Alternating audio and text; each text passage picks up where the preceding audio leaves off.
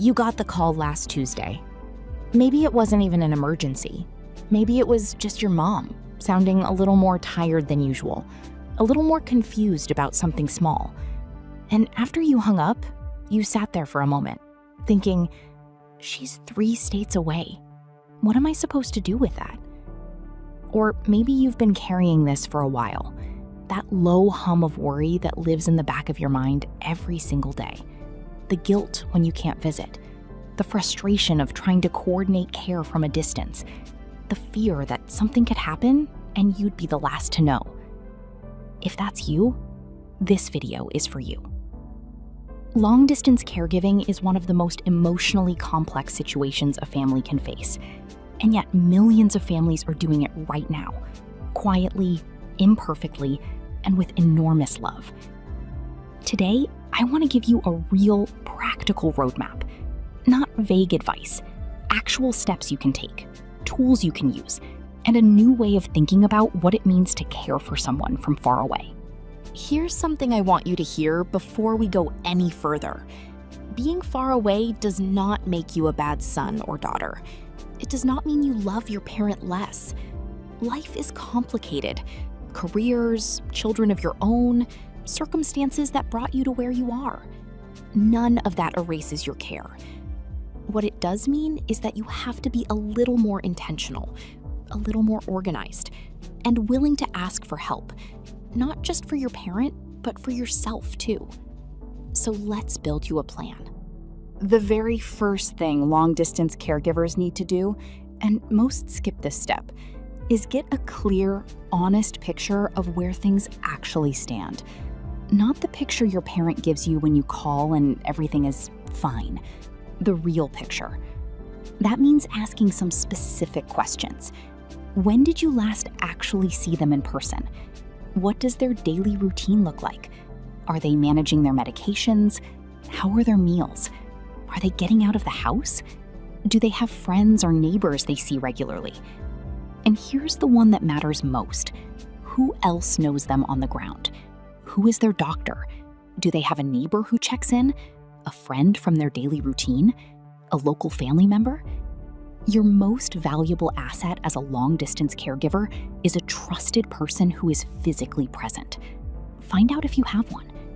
If you don't, that's not a failure. That's just information. And it's exactly what we're going to address. Build your local support network.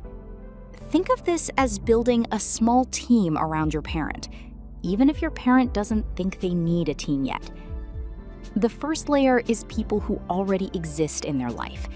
Neighbors, a friend who stops by, a member of their faith community. Reach out to these people directly. Introduce yourself, share your phone number, and simply say, if you ever notice anything that concerns you, please call me. Most people are grateful to be asked. The second layer is their medical team. Do you have a relationship with your parent's primary care doctor? You should. If your parent is willing to sign a release, you can be included in their care conversations. Knowing their doctor, even just having spoken once, changes everything when a health situation arises. The third layer, and this is where things get more sustainable, is professional in-home support. This doesn't have to mean full-time care. It can be someone who comes a few times a week to help with meals, light housekeeping, medication reminders, and companionship. Someone who has eyes on the situation and who can call you if something changes. Think of professional in-home care as your eyes, your ears, and your peace of mind, all in one. A good home care agency will keep you informed. They'll communicate with you regularly. And because they're local, they can respond in ways you simply cannot, at least not without getting on a plane. I want to talk about something that nobody enjoys discussing, but absolutely everyone needs to handle.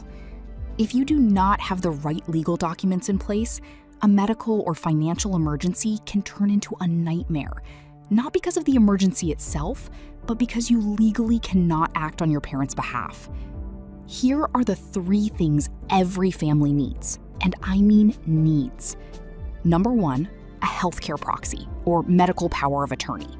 This gives you the legal authority to make medical decisions if your parent is unable to make them for themselves.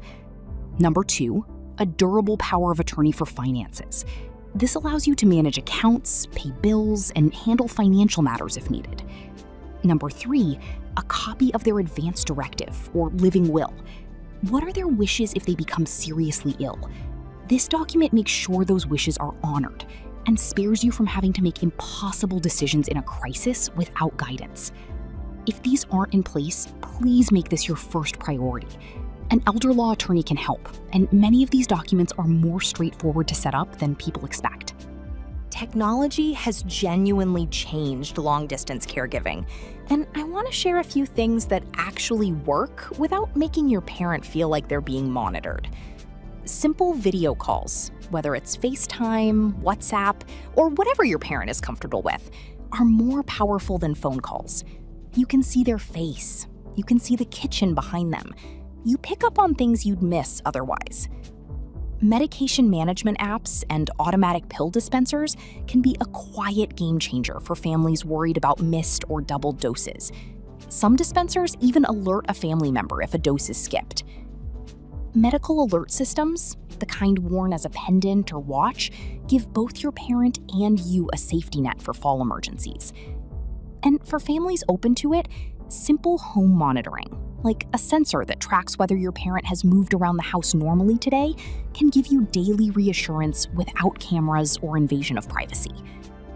The goal of technology isn't to replace connection, it's to extend it, and to make the quiet days between visits feel a little less uncertain. When you do visit, and you should, try to shift the goal from quality time to quality assessment plus quality time. I know that sounds clinical, but hear me out. Your in-person visits are your best opportunity to see things clearly, to open the refrigerator, to watch how they move around the house, to have the deeper conversations that are harder by phone. Use at least part of each visit to check in on the practical things: medications, finances, the home itself, their social life. Bring a checklist if it helps. It's not about being cold, it's about being prepared. And while you're there, connect with the people you've put in place, the neighbor, the home care team. Let them put a face to your name. Finally, and this is important, try not to make your visits feel like inspections to your parent. Lead with love first, logistics second. Before I give you the call to action today, I want to address something directly. If you're a long-distance caregiver, you probably carry guilt. Maybe a lot of it. Guilt that you're not there. Guilt that your siblings are closer. Guilt on the days when you're just too tired to call. Here is what I know after working with families like yours. Guilt is not the same as negligence. Caring from a distance, doing the research, building the systems, making the calls, that is real caregiving. You are not absent. You are working with what you have, and that matters enormously. Give yourself some grace, and then take the next step. If this video has been helpful, here's what I want you to do right now, before you close this tab or move on to the next thing. Write down one name, just one person who is physically close to your parent, a neighbor, a friend, a relative who you could reach out to this week, someone who could be your eyes on the ground. That one step, that one conversation can shift everything.